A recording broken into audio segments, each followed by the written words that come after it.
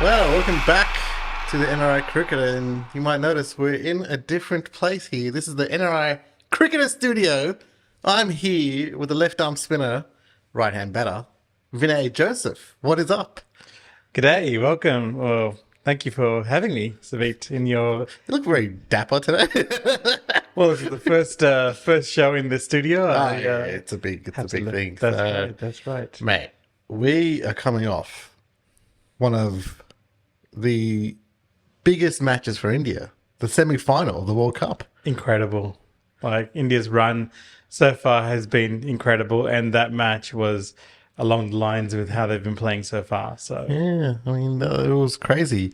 But yeah, we'll get more into that. Well, there's a couple other topics as well that we're going to get into. But I mean, yeah, we're here. This is the new studio that I've been setting up for a while. It might have been a bit quiet lately.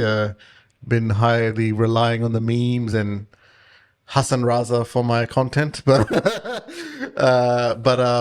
yeah, I'm back, and we're in the studio, and we're gonna be doing this much more frequently. Obviously, you're going to India pretty soon, so I'll be getting some guests along. I'll be booking in some guests. why did they have to organise the World Cup just as soon as it finishes? That's when I'm going to go to India. Didn't they organise it when I was going to India? Yes, because Jay Shah and ICC's waiting for your schedule. But yeah, let's get into it, man. That semi-final. Amazing. Now, the batting was incredible, as it always has been, right? The batting it was incredible, as it always has been. Rohit is defying all expectations we had for him on this podcast, especially. But yeah, he provides us like that incredible start, Rohit. And he just blasts us away to a really good one. And we had Shubman Gill, old mate Dengi. He was he was struggling for a bit at the start, but when Rohit got out, he started to go as well. And now we can't forget, obviously, Virat Kohli and his 50th 50. Congratulations. Well done. That was incredible. An incredible feat from him, right? Because, mate, Virat in the past couple of years has gone through a lot, really. And to now be at 50-50s, 50-100s, I mean, he's really, he's I put up this story that, a king becomes a god. So is that what we're looking at here, Sonny? 100%. Like, he has reached a rank where he's with the elite, right? Yeah. I mean, he was always was a very good player, but now, he's got the records to match. Yeah.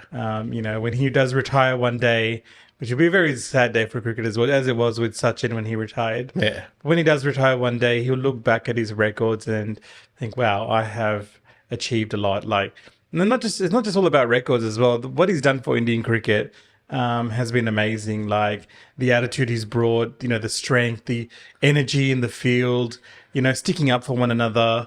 Like, he's just brought that vibe to the Indian cricket team, and it's much more than runs and statistics. Like, he's brought a lot to the team, and when he retires, he will look back and all that and say, "Wow, I've done pretty well." Well, the incredible statistic, right, that I found out yesterday was the fact that he actually hadn't scored more than 35 in a knockout sort of ICC final or semi-final or quarters. Like, that was a bit shocking, right? More than 35. Yeah, 35 was his highest score in sort of like, I guess, crunch game, right? So, but he's obviously done really well yesterday with that 100. And mate, Shreyas Iyer just... Some of those sixes, holy shoot. The airtime on Shreyas Iyer's sixes have got to be more than anyone else in this tournament. He just gets massive airtime with his sixes, and he hit a lot of them. Yeah, and it's not just Iyer. Like, one thing I've got to say with the Indian cricket team, they're playing very boldly. Yeah. And they are timing it and middling it. Like, when they hit a six and you watch the slow-mo replay, it comes straight out of the middle of the bat. Yeah. And it's timed so well, so they're seeing it really well. Yeah. And it just goes flying. Like, all of the batsmen that I've seen so far in the Indian top order have timed it perfectly. Yeah, we're playing with this bold sort of confidence, right? Like, it's To be quite honest, like there was a lot of questions going into this tournament, right? Shreyas Iyer was coming back from injury. KL Rahul was also coming back from injury. I mean, the form before it wasn't that great, really. Well, we didn't really see before the injury. Yeah, before the injury, like it was sort of, and then like there was a lot of players that were sort of not performing and just sort of not their place not 100%, right? But man, they've just fired this whole tournament. Like they've turned it around and led by a captain who was also fired this whole tournament. Yeah, and I've got to say we have been quite critical of Rohit Sharma, but Really? I have to say he has brought it this tournament. Like he's played really well. His job at the top of the order is to have give India a cracking start. Yeah. And he's done that. So I can't fault the guy. He's done well. We criticized him and it was rightful criticism as well because the last 2 years he has not played the way he has been playing in this tournament. Yeah. He's playing with the confidence, and maybe he knows that this could be my last tournament as well. That's probably factoring into it as well, right? That it is probably his last tournament, and he's, I guess, figuring out what he needs to really just, play naturally is what he hasn't been playing for the last couple of years. I mean, he would famously get out bowled or LBW for the longest time. No, he's doing well, and he's doing well. So we posted up, what was the score? We posted up 397 for 4. 97 for 4. Now that's incredible, right? 4 wickets gone down. And I think Sky scored 1, but it was there for like a ball. That's it. But starting at the top, like Rohit and Shubman Gill set the tone, really. Rohit, of course, he was 47 of 29. Yeah. And he hit 4 sixes in that time. Like, he was really like going after it. 4 sixes, 4 boundaries. Yeah. And he was supported by Shubman Gill. And the good thing is when he got out, Shubman Gill then carried on with that. It was unfortunate. Shubman Gill just went from gear 1 to gear 5. Yeah. And he just took off, and some of the sixes he hit were incredible as well. But unfortunately, he did get, he suffered looked like cramps at that time. But we were reading a little bit later that it is actually related to, he initially got dengue fever before the tournament, which is why Smith sometimes refers to him as dengue. I kind of feel bad now. So, sorry, should be I told Smith, don't give him that nickname. Don't call him dengue. Dengue strikes back again. But with recovery from dengue, of course, there is weakness, and he was quite hot out there, and he was suffering. So. He was suffering, poor guy. But a lot of the players were suffering. It's 36 degrees as well. It was nuts. But it's one of those things where, like, dengue is not something you just get over. Like, it takes a while. He went to hospital, man. He lost platelets. Like, if it was anyone else, they'll take at least a month or 2 to recover from that. Hey, man, if Jay Shah says you're ready to go, you're ready to go, son. Ooh. We're not going to comment too much about Jay Shah. Man, we win. Our boy Jay Shah, we're going to talk about him later, but we saw him at the match there. And what an odd visual that was as well, man. Jay Shah was there with David Beckham and Sachin Tendulkar. He's surrounded by champions. The hell is going on? That was such a weird visual to see David Beckham at a cricket match, right? Yeah. Like, what on? Well, he is British, right? Yeah. So he probably does like cricket. We've been ragging on Jay Shah, right? But this, I believe, is a Jay Shah move. Yeah. So this marketing, getting speed, getting David Beckham, getting all the celebrity seats. John Abraham looked like he didn't give a fuck, like what was going on. He looked like he was bored out of his mind. Ranbir was there too. Ranbir looked kind of guilty, like, I left Ali at home with the baby. Like, what is going on? But I got to say, after all, Jay Shah has, the tournament's been pretty good. Like, it's been an excellent. Yeah, it was a bit of a shaky start, but like it's really come alive. Yeah. The tournament in packed crowds for non-India matches as well, as I was crying about earlier. But it's packed crowds now, so I can't criticize anything really about it. He's done pretty well. He's done well. So we then got the partnership of Kohli and Shreyas Iyer, which is a big one. Took it away from New Zealand, I got to say, because Iyer was smashing it. Kohli was going along his way to score his 50th century. And once he got out, bit of a strange move. We actually thought there was about 8 overs to go. Yeah, then Rahul comes on. I was like, what? Rahul comes on, and we were expecting maybe they might send Sky up the order because of his explosive hitting. power. Like they gave Sky like 2 balls to deal with. Like, yeah, he had 2 balls really to play, and like obviously he's going to try hit a 6 for it. And but, Rahul, I think what Dravid did was Rahul is such a great hitter of the ball. Once he gets his eye in, Rahul's a very clean hitter, right? And they've backed him in this tournament because he's done well since the Asia Cup, right? That he's been very, very good with his hitting and he's timing the ball really well. So I think Dravid backed Rahul to that's weird. Dravid backed Rahul to really, play out that situation, and he got like what was the score? Like a good 30 odd. So initially, when I was watching it, he was like off, I think around 11 off 11 balls, like a run a ball. Yeah. He ended up with 39 off 20 balls. Right. So he just smashed it. That's a good sort of score to help Shreyas, who I think took the game away from New Zealand. Virat's century was great. Very solid. You needed that anchor in the middle of our innings, but I think Shreyas took the game away from New Zealand in the end. It was just too much.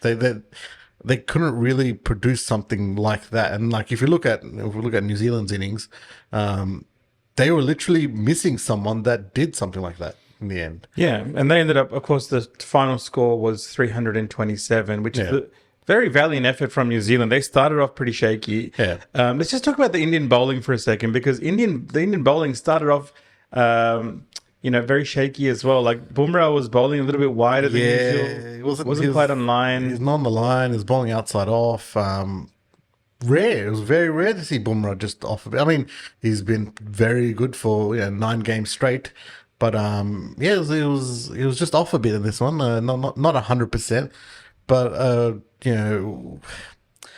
not sure what is happening with Mohammad Siraj. Did you get the sense that there is something really wrong there? Look, I got to say, when I watched it, Sameet, I thought his bowling was really good. Yeah. He was bowling Yorkers and they were swinging in. Yeah. Like when his first over, he was troubling the batters, Conway and Rachin. Yeah. So I feel like he's just been a bit unlucky because he is the attacking type of player. He will go for runs too. Yeah. Right. He did bowl 1 or 2 loose balls.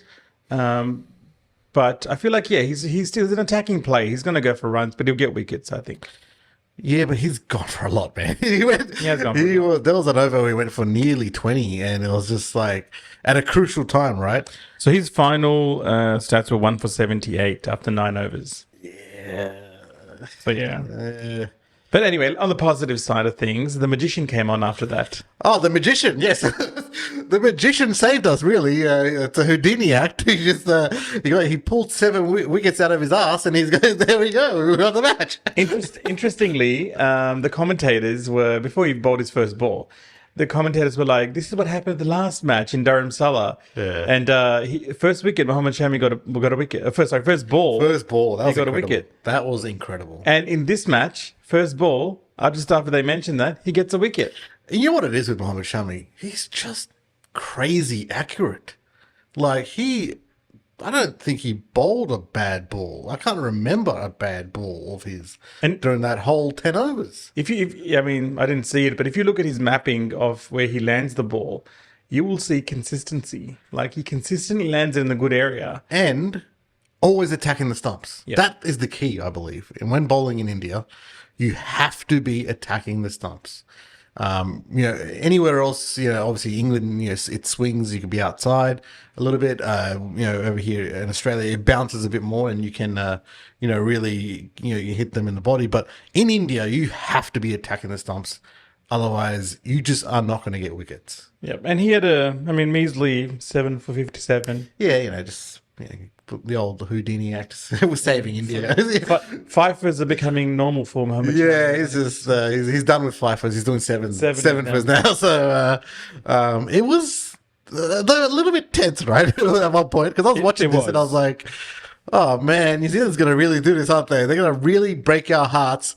They beat us, 2019 World Cup. They beat us. Hey. Don't talk about that. Oh, shit.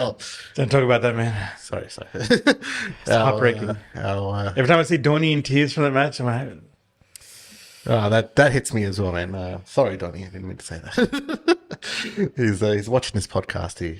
But Williamson and Mitchell, the partnership. it looks scary at that point, right? Like we would like, And they were going at a good run rate. yeah, they were going at a very good run rate, and I was getting flashbacks to 2019. I was like, there's no way these guys can F it up for us yet again. But mate, Shami came through and really, towards the end, played real. But I gotta say, Kuldeep was pretty crucial, I think, towards the end, because there was a point where New Zealand could have won it. And Kuldeep's bowling, I believe, combined with Jadeja's as well, but Kuldeep at that point was spinning the ball a lot, and it literally stopped the runs. Yeah. And Made it more difficult. Like, made it way more difficult. So with that massive target for New Zealand, there was no way they could stop the no, they couldn't. rate. They couldn't have, and the ball was turning a lot, right? So it was just they were looking to fend off the spinners until they got to the fast balls, but there was a point where they just had to attack Kuldeep and they couldn't, and that was pretty crucial. That helped obviously lift the run rate from, at that point it was around 7s or 8s, and then it went to 9s after that. So that could be I'm pretty sure was a very crucial point. But yeah, a great win for India in the end, and mate, we're through to the final. It's going to be interesting. So we'll meet Australia or South Africa. Yeah, the way South Africa crumbled, we're just currently watching it right now. It's they just The rebuild. They're on the rebuild right they're on now. the rebuild. Okay, we've been here for a bit, but they're on the rebuild. That's good. But yeah, it could be either one of those teams, and both of them, mate, they're scary. Yeah, look, South Africa have been bringing up really big scores. Yeah. Like De Kock, Klaassen, Van der Dussen. I love saying that name. Rusty Vendor doesn't. Rassie Van der Dussen. They've been playing so well. Yeah. I want to say Bavuma has been as well, but he hasn't. But Why is it? I mean, I'm not going to say why isn't in the team, but like, he's not really performing that well. So look, I think either... and he's not captain anymore, is he? He is. He's still captain. He's the captain. That's why he's in the team. I totally forgot. I thought it was Aiden Markram. But I feel like either team will be difficult, because Australia, of course, they've got two players who I feel can turn the game at any time. Yeah. So Mitchell Marsh with his batting, Man, a Mitchell Marsh innings out of nowhere just shuts out the match, really. Yeah. Like, you don't, it's very hard to come back from, like, if Mitchell Marsh starts hitting it. But, yeah, I mean, we got to talk about Glenn Maxwell. the big show. Mate, we didn't get to talk about it here, actually, on the NRI Cricket. That 201, holy shit. That was one of the most amazing innings I've ever seen. The guy was... Australia was, they were about to get bowled out for like 100. Not even bowled out, like, I reckon finished in the tournament. Finished in the tournament. They looked like they were done. And Afghanistan looked like they were going to go through. Yeah. And he somehow, cramps and all... On one leg. He'd smashed some sixes, and I think they had 4 overs to spare in the end. Yeah. This is ridiculous. It's insane. So that's a factor that was, I think, a message sent to everyone, right? That, like, mate, Glenn Maxwell can destroy you from anywhere. And you guys better watch out in the finals. In India, man, we have to prepare for him. Yeah. Because it's going to be a different game with Glenn Maxwell there. Yeah. And, of course, it's against Australia. India versus Australia. How many crazy contests have we seen? Well, it is past? 20 years after that 2003 final that traumatized us as young Indian cricket fans. So many finals we've been traumatized by. 2015 as well, semi-final. Mate, we were there in person as well. That was that was not good. That was, especially for me, because I made fun of David Warner as he was walking off, and some Aussies. Guess who had the We're not happy about that. But, It's going to be a cracking contest either way. yeah. So Australia or South Africa versus India. It's going to be crazy. All right, now I guess, it was incredible. So happy we made the final. But yeah, let's obviously the next topic. It's to do with the game. Actually, there's some explosive claims here. Really, before the match, I think a day before the match, that was made by Indian Express. So not sure the validity of that. Someone can tell me if they're valid. But there seems to be quotes from ICC pitch consultant for his first name, but last name's Atkinson. He was had some comments. What were those comments? So basically, they were accusing India of doctoring the pitch to India's favour. Now, for this to come out, right, a couple of hours or even a day before the match, it really did make the rounds, and a lot of people were pissed off online. So this is all allegations, right? So it's got here. So the Indian Cricket Board have allegedly asked groundsmen to switch the pitch in Mumbai. This is before the match, by the way, to assist the star spinners Ravindra Jadeja and Kuldeep Yadav. The original semi-final pitch apparently had a healthy grass covering before India's team management requested the change on Monday to a used track, which will offer a far drier and more spin-friendly surface. I don't believe that. I don't believe that at all. Well, the pitch was kind of slow. I mean, we've seen slow pitches throughout the tournament. Like, I don't understand. Yeah, true. And you're towards the end of a 45-day cycle of a tournament, right? The pitches are going to be dry, right? The problem is, right, it has to do, I think, with the final. This pitch for the semi-final was whatever. Like, it's towards the end of the tournament, but it has more to do with the final in the sense that there's a pitch that was less used, and BCCI has basically told the pitch consultant they want the one that was used, and that is a bit weird, right? I'm not sure of home boards being allowed to tell the ICC what to do in terms of pitches, but if it is true, it could just be all bullshit, really. I don't really know the validity of... There are some damning images of Rohit Sharma crouched down and looking straight at the pitch. I don't know what he's doing. So some very damning pictures there. But, we saw the Australian media just lack this up, really. They were loving this, mate. They're going to the final, man. They've got something, to show for it, don't they? The Indian counterparts there. But well, that article I was reading actually is the West Australian. Oh wow! Okay, so there you go. But we've been accused of pitch doctoring for ages now. It's all subjective, really. Like, what, you don't think the Gabba's pitch doctored? You don't think that's pitch doctored? You don't think the Wacker was pitch doctored? Look, to suit Australian bowlers, really? Look, I just feel like when I hear that sort of news, I just think both teams are going to play on the same pitch. Yeah. Right? Both teams have batsmen, both teams have bowlers, right? They're going to get their opportunity to play on the same pitch. And here's the thing, mate. I reckon our fast bowlers are better than our spinners at the moment, right? We've got some great spinners, but our fast bowlers are killing it. So it's actually a disadvantage to them, isn't it? Right? Yeah. If they're saying the Indian batsmen will have an advantage, well, won't the New Zealand batsmen have an advantage as well? Yeah. Like, they ended up scoring over 300 runs in that as well. So I just feel like, it's pitch preparation, right? People are going to accuse people of doctoring a pitch. They're preparing a pitch for a match, right? Both teams are going to play on the same pitch. It doesn't really matter at the end of the day. Yeah, this is the 46th match of this tournament. There is been a lot of matches, but from one ridiculous, I guess, claim to another really absurd moment from a Pakistani cricketer, which seems to be happening weekly on this podcast for some reason. But what has Abdul Razzaq said about Aishwaraya Rai? What is going on? Okay, so I think there might be a little bit lost in translation here, but I'll just read it out. So, Abdul Razzaq, we don't really intend to improve and enhance the players. In my opinion, that will never happen if you believe that I will marry Aishwaraya Rai. Well, he didn't say Rai, he just said Aishwarya. To have a good-natured and moral child.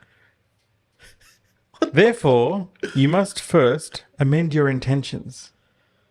I'm as confused as anyone is about this. I mean, I was sort of confused about the backlash because I really didn't understand what he was trying to say. I mean, from what we can guess, I'm guessing right now when I'm saying that, is he saying that Aishwaraya Rai is not a good mother and that the kids would be like, even though she's a great woman, she's not a great mother, and that he's somehow linking that to Pakistan's performance, and that, you know, they looked good on paper, but they weren't mothered well. Or coached well. I think in a strange way he was like talking about obviously the coaching and stuff with the team, but he was saying, I feel like it's a compliment to Aishwaraya Rai. Like he's saying to do well, you'd have to marry someone like Aishwarya and have like a really good child. Like, anyway, I don't know. I think it's close to what I'm saying. Like, on paper, Aishwaraya Rai, you know, is very good, right? But you know, it takes more than that. You know, you can't just be very good on paper. You have to be coached well. So yeah, Abdul Razzaq will have to face Jay Bachchan, the wrath of Jay Bachchan. Oh, it's better than facing, you know, the rest of the Pakistani fraternity who have turned on him for some reason. Even Shade Afridi, who was there clapping and laughing, seems to have turned on him as well. Why was he clapping and laughing? That was another thing. Everyone's a bit confused as to why all of a sudden he's done a 180, Shade Afridi. He was clapping and laughing at this joke. He was there in person. Same as, I think, Umar Gul. They realize Jay Bachchan is on the other end. So. They're like, oh shit, we don't want to do the wrath of her. Well, he apologized after anyway because he realized all the bad press he was getting and he may have insulted someone. Yeah. So yesterday he said, "I am Abdul Razzaq." Yesterday during the press conference, he said, "I am Abdul Razzaq." Yeah. Okay. Yesterday during the press conference, we were discussing cricket coaching and intentions. I had a slip of the tongue, mistakenly took Aishwaraya Rai's name. I apologized to her personally. I did not intend to hurt anyone. I had to give some other example, but mistakenly used her name. Razzaq stated in the video posted by Capital TV on YouTube. Such a bizarre, set of circumstances there for Abdul Razzaq. Good luck to him. I think he said something before, you know, as well, previously. About, I think, a Pakistani women's cricketer looking like a man or something. So I just think he's got to stay away from the media or talking. I think there's a lot lost in translation there. He probably meant something else. Yeah. But anyway. Yeah, some Pakistani joke. I don't know what he's talking about. Talking about Pakistanis, actually. Yes. Babar Azam has resigned as captain. Yes, and that's our next topic. So Pakistan, of course, didn't have the greatest World Cup tournament here, and they've gone back. Unfortunately, Babar Azam has resigned from all forms of cricket. That's tests, one day as T20s. Yeah, he's resigned. But I don't know if it's a knee-jerk reaction. It kind of is, but I think it was coming for a long time for Babar Azam, right? Because I've been noticing while Babar Azam has been scoring runs against non-full-time ICC members. Just joking. It's a joke, my Pakistani friends. It's a joke. But he has been scoring, and we just he hasn't been captaining the team. That's what I hear from within the team, is that the captaincy of the team is probably not up to the mark. And look, he's a very humble man, very well-mannered. I just don't know. That's what Pakistan needs at the moment.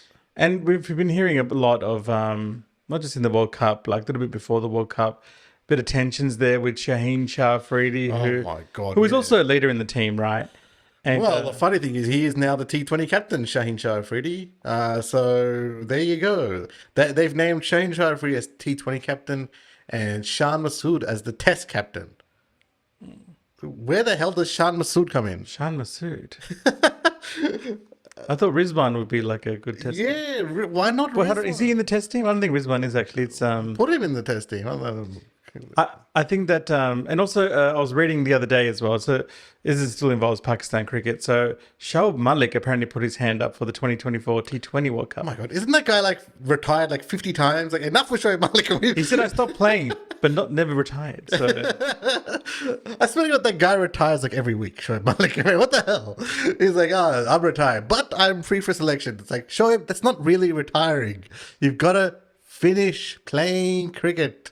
No more. yeah, so it was sad news, Babar Azam. Really, it's sad news that he's sort of I guess, the scapegoat in a way for the failure in the World Cup. Yeah. And we also saw the resignation of Monet Morkel, the bowling coach, as well, resigned.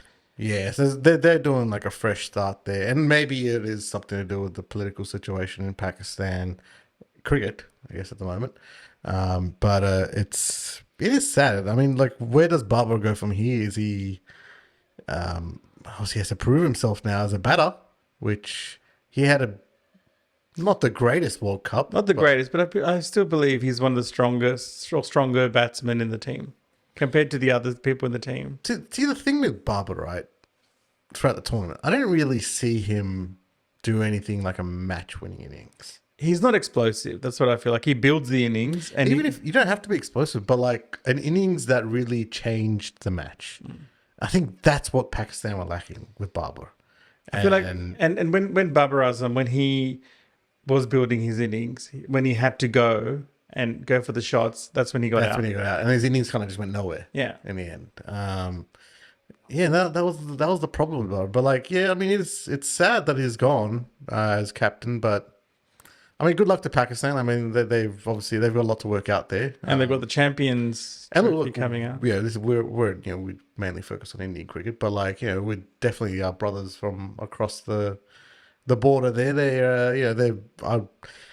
I've said numerous times while beating Pakistan at the World Cup was great, Pakistan were at their best, and I want to beat Pakistan at their best.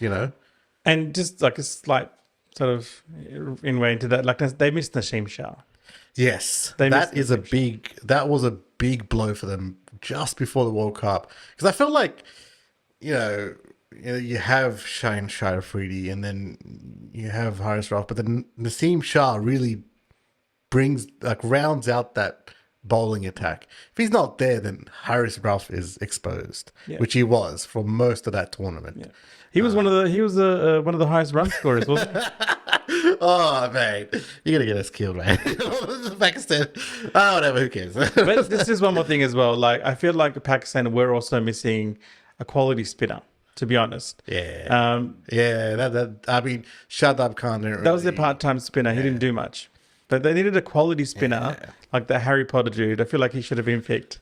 Why didn't that Harry Potter dude? Well, sorry, I forgot his name. But the Harry Potter dude that played in the Australia Test series, I know who you're talking about. Why didn't he play? I don't know. Some of the selections, some of the selections there were a bit.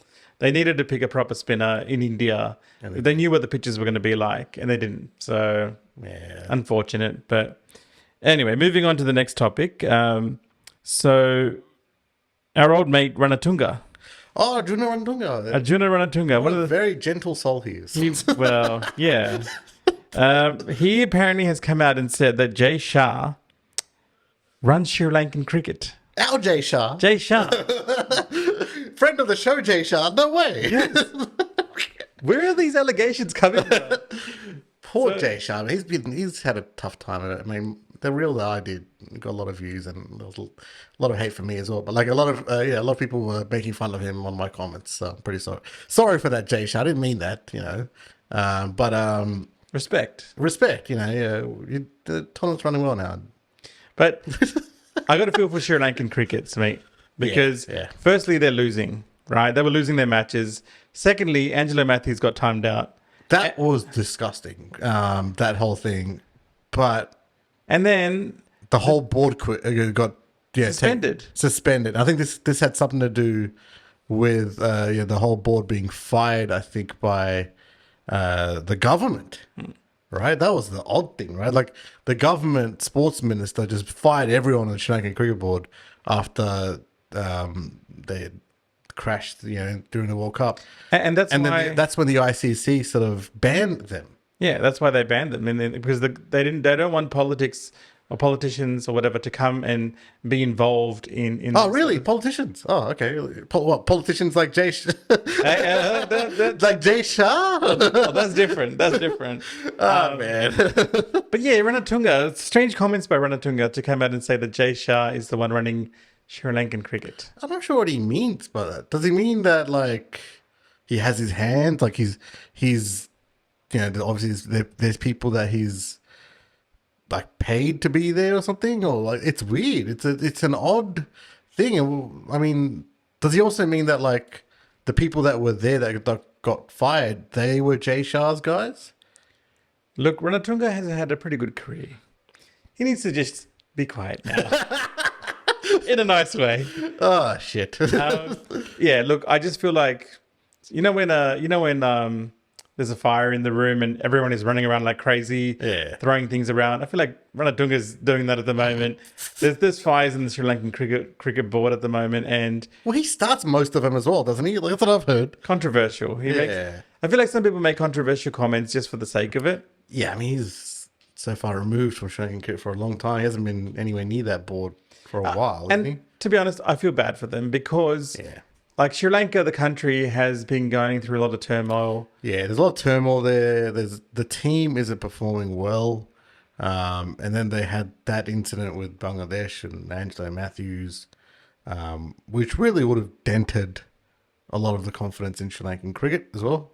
It would have, but I've got to say, I'm looking forward to Sri Lanka versus Bangladesh, the next series, whenever that is. That's going to be fire. Right, I'm willing to watch a test series. Sri Lanka versus Bangladesh. There's fire between those two teams. Man. I mean, it's a real rivalry. It's sad that Shakib Al Hassan is probably retired, but like it's going to be great. I think there's going to be tension there. I'm going to love it. It's going to be great. Yeah. It's sad what happened. Yeah. Like technically it's in the rules, but it does come down to sportsmanship. Like it's up to you if you want to pursue that or not. Yeah. Which is it's strange. In cricket, they do have laws in there, but people are afraid to use them. Like man-catting has always been that sort of thing where, it's unsportsmanlike if you do it. They've changed the rules a bit around now to make it more, accessible and like more legal. But it's always been there, but the weird thing with, we're just going on a tangent here, but the weird thing with that is why is it up to Shakib Al Hassan to appeal? Shouldn't it just be the umpire saying, mate, you're timed out, you got to go? Like, where does Shakib Al Hassan appealing come into this? Like, that's where the law's a bit, like... It sort of puts it on the captain. Do you want to... Yeah, I mean, it should be like a law, like, by the umpires that if you don't come to the crease in time, you're done. But then obviously the umpires have to take their own discretion in mind and see what's happened. He broke his helmet when he got to the crease. Just what is he going to do? Well, you're right. Just like the DRS rule, you've got 15 seconds, right? Yeah. After 15 seconds finishes, the umpire doesn't say, "Oh, do you want to? You sure you don't?" Like that's it. You can't do anything, and that's the umpire's call, right? It should be the umpire's decision. Yeah, I mean that's where I think Matthews was a bit pissed off, in that he was like, "Where was the common sense? Like, there's not man-cat. There's not like some sort of objective thing where some people see it differently. This is literally." I came to the crease. I was ready to face the ball, and my helmet broke. What am I supposed to do? Face the ball without a helmet? Is that the expectation? That he puts his helmet down and literally has to face a short ball, get hit in the head? Like that's the weird part, right? But that's the thing. I don't think that rule was actually there for that situation, right? The rule was more that like you have to come out of the dressing room in time, get to the crease, don't waste time. Don't be wasting time in a match. That's what it's for, right? But Angelo got out there. He was at the crease. His helmet broke. What did he do next? Apparently, that's where the rule and the law should not have been applied there. I have heard as well, though. I can't confirm this, but Angelo Matthews apparently been warned before about time wasting during the match. Yeah, that's what I've heard. What do you mean when he came out? No, before that. Not in the match. Sorry, in previous matches, apparently he has been warned. Ooh. So maybe that sort of played on it as well a bit. He got nervous and he just broke his helmet. I don't know. He's like, "Oh my god, whoa! I'm very nervous walking out here." I mean, it's tough. like Shakib Al Hasan came out and said it's a war. It's a war out there, and he's going to do whatever it takes, right? So weird. That's come on. I just feel like Cricket match. It's not a war. Even India Pakistan has become lately just a cricket match. It's not a war anymore. yeah, but I just feel like, you know, like you said, the decision comes onto him, and he's got to make a decision whether he goes for it or not, right? Yeah. It's kind of similar also to what we saw in the Ashes with Johnny Bairstow, and that whole kerfuffle and that whole crap. It was just like, I mean, Australia didn't need to appeal, but they have their rights. They're well within their rights too. Look, it was a bit of a damp incident on the what's been a pretty good World Cup so far. Yeah. But yeah, look, you know, we're at the end of the tournament now, and we've got 1.5 matches to go. We've got South Africa and Australia still happening. Then we got the final. Yeah. So I'm really looking forward to that. It's going to be a great match. Man, the final. And yeah, we just closed off that Sri Lankan segment with a Bangladesh Sri Lanka thing. But yeah, so you know, we've come towards the end of the episode, but I mean, we're just looking forward to the final here on Sunday. India versus could be either, you know, South Africa or Australia. At the moment, it's probably looking like Australia, but if the rain gods have anything to do with it, it's going to be South Africa. But I can guarantee you on Sunday night, either way, I will be crying. Oh, I will be crying because either I'll be heartbroken or I'll be crying tears of joy. Tears of joy. So, but it's going to be emotional. I mean, it's going to be great, and like, you know, obviously, we can't wait. And that's the end of the episode, guys. And we're glad to see you here in the new studio here, and we'll be getting some more guests on. Unfortunately, though, I'm not sure if he'll be coming next week, if he can, but we'll try to see. But it might be his last episode before a while, because he's going to India. Yes. Yeah, he's going to India, and he's going on a trip, and I'm sure you're going to be documenting stuff there and getting all the jerseys I've requested of you from the Adidas store, the T20 jersey, the Test jersey, which I want. But I will. I might record a bit of content from India. Yeah, I mean, we were just talking about it off camera, right? Like, if India win the World Cup, I definitely want to get that replica trophy of that. That would be awesome. That would be awesome. But there'll probably be other sort of stuff around that time as well. So good luck on the trip. And I mean, we might see you next week or we might not. So, but yeah, so everyone, thanks for tuning in, and we'll see you next time. Peace.